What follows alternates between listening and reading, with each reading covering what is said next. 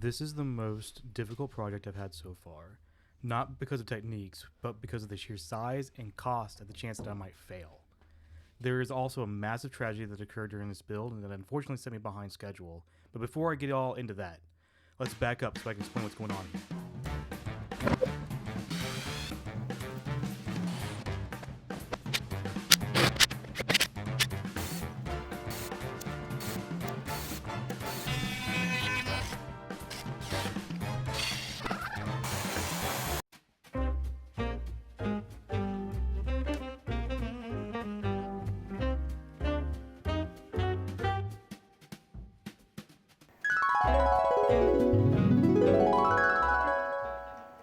This project is one of the few that got me into woodworking, and I started to design this late last year.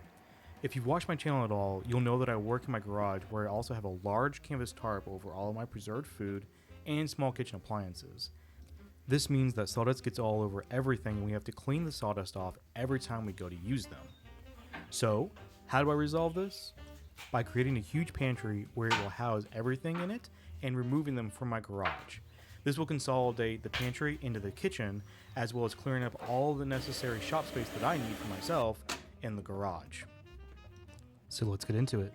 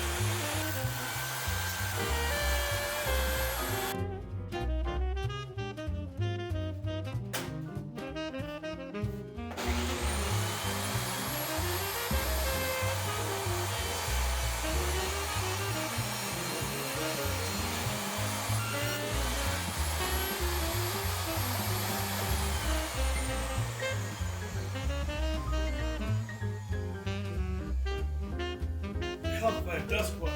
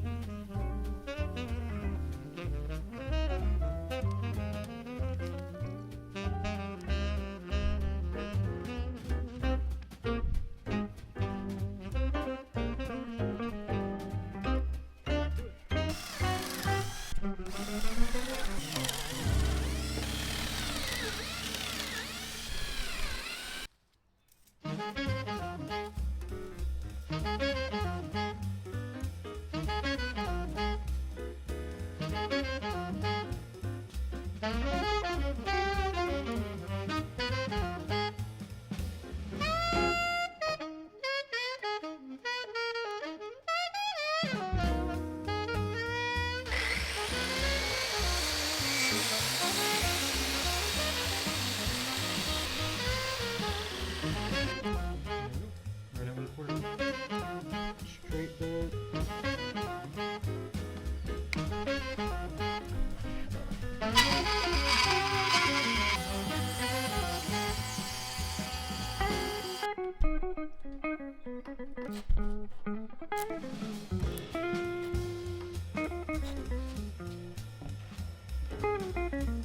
That'll work. It's flush.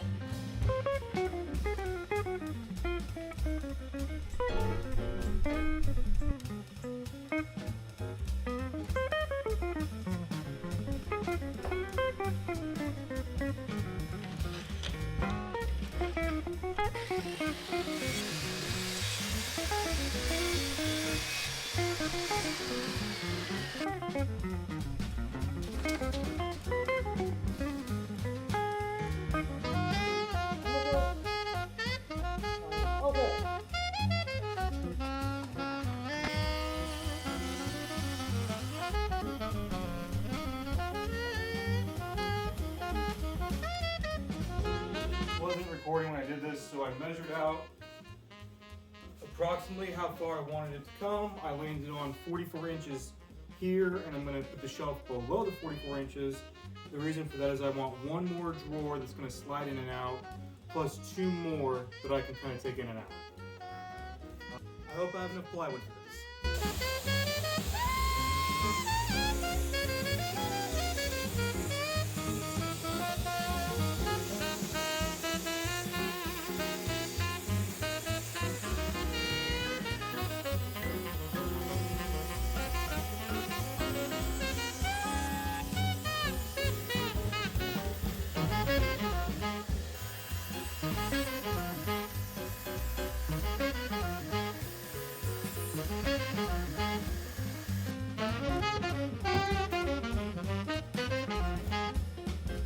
There you go.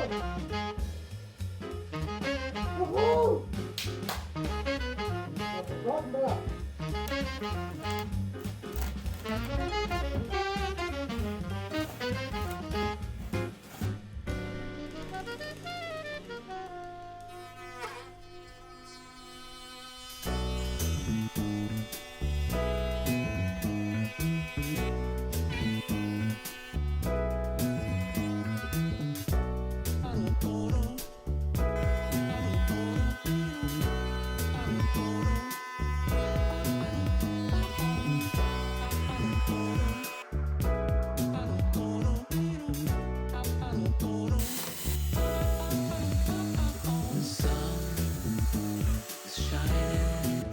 By the way, if you enjoy watching a guy struggle busting his way through woodworking projects, make sure to like and subscribe so know that you enjoy these things.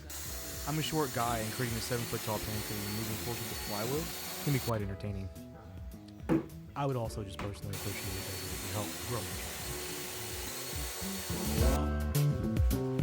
Down the sand is warm when it touch the ground.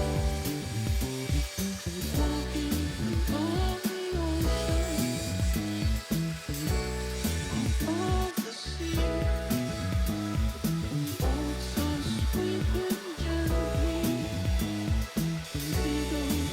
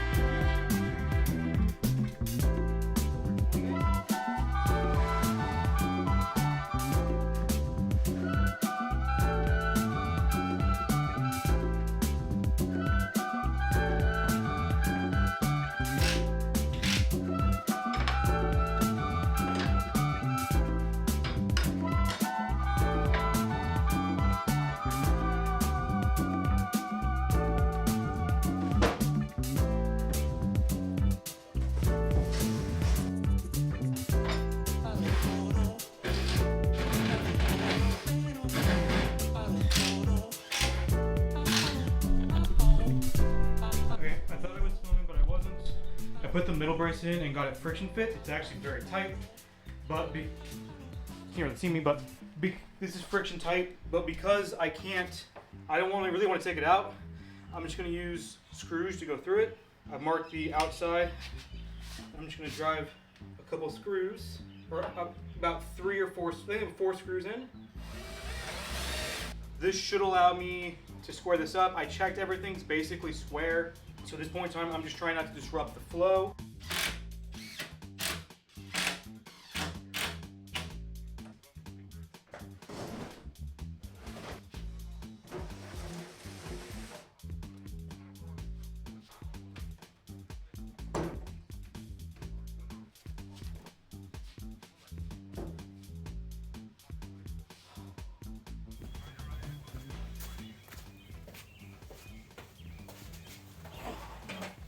Alright, I know this angle sucks. Last night I was able to get this put together. It's very sturdy. I put some brace pieces at the top and the bottom. I screwed the backer board into this metal brace here.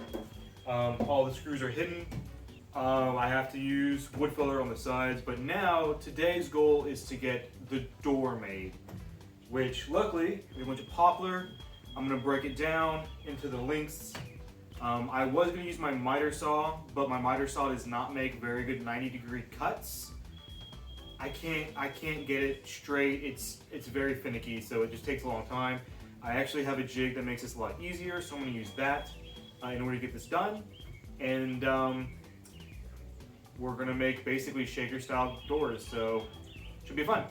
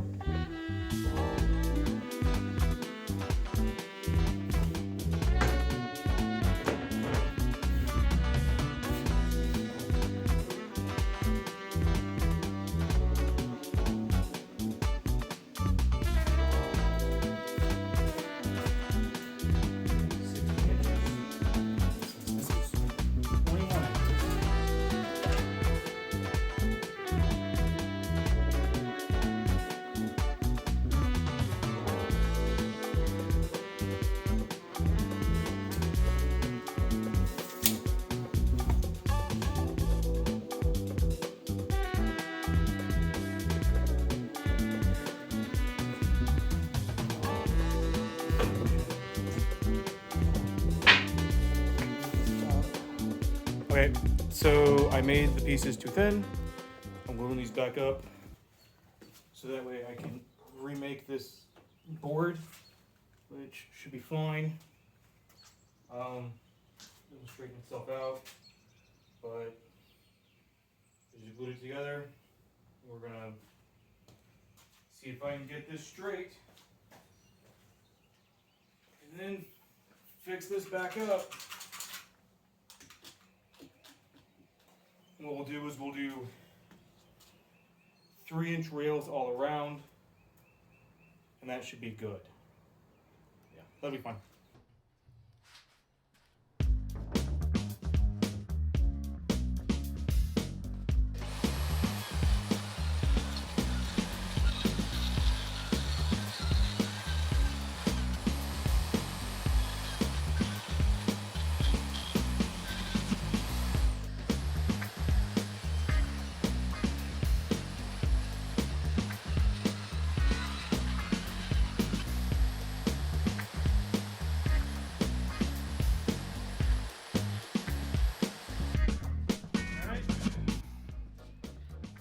Test a 1/4-inch ply.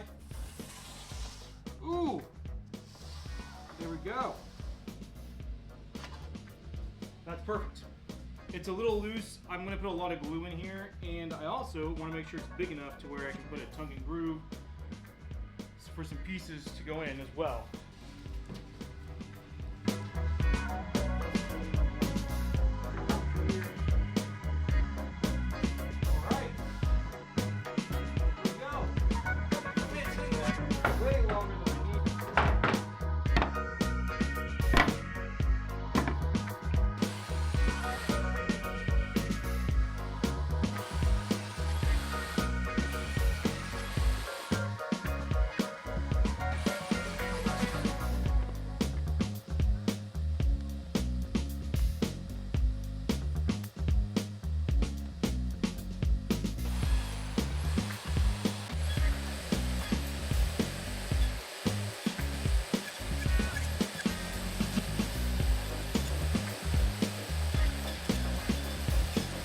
not perfect, but I got the groove in there. So it should be good. I can use some wood filler for the rest, as long as it's square, which these cuts are going to be square.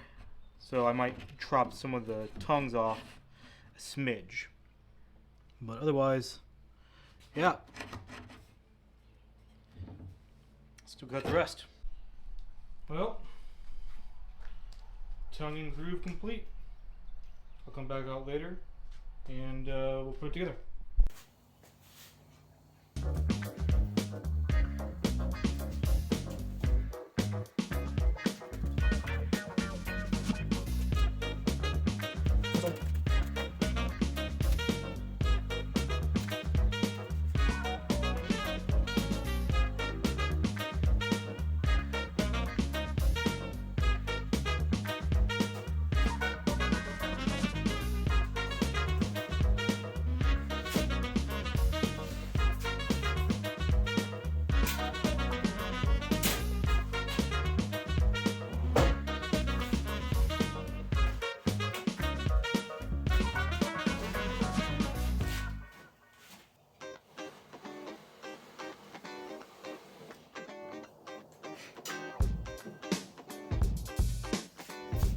Side.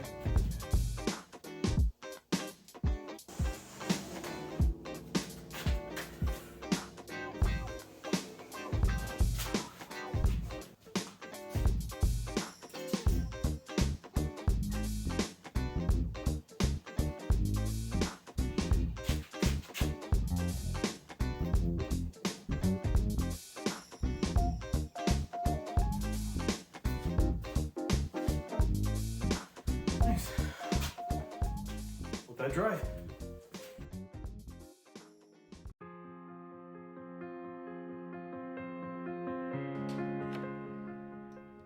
About a month after I had stopped working on this project, I started back up again. Because on April 22nd, I awoke to seeing my dog struggle to move in her bed. And as unsurprising as it would be for a 14-year-old dog to do this, she had been doing a lot better, and we thought we had more time with her. Unfortunately, we had to put her down. My wife and I were so broken over this that it became really hard to concentrate on anything, and I also developed the sense that continuing and finishing the project would actually confirm that she had indeed passed on. Of course, she had passed, and I knew that, my mind knew that, but I was having a very hard time just trying to mentally get there. After a month, I decided that I had had enough, and I just wanted to push through and at least get the door hung. I'm sorry for the bad camera angles. I was simply just trying to move while also showing you what I was doing. But this was the hardest part. Getting the door hung really helped remind myself that I can do this, and I do need to keep pushing forward. At the end of this, I'll show you some pictures of Oreo throughout the years, as she was the first dog that was ever truly mine, and I do miss her terribly.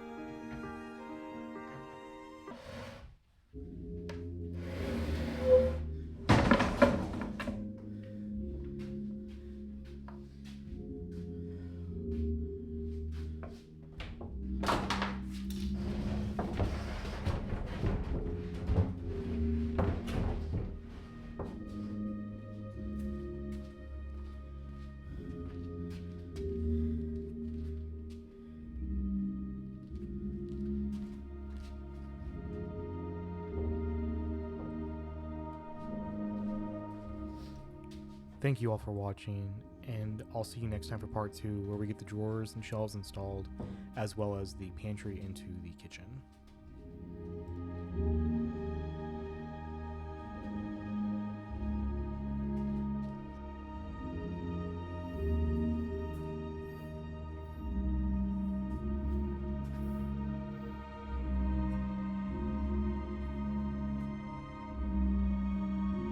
Progress.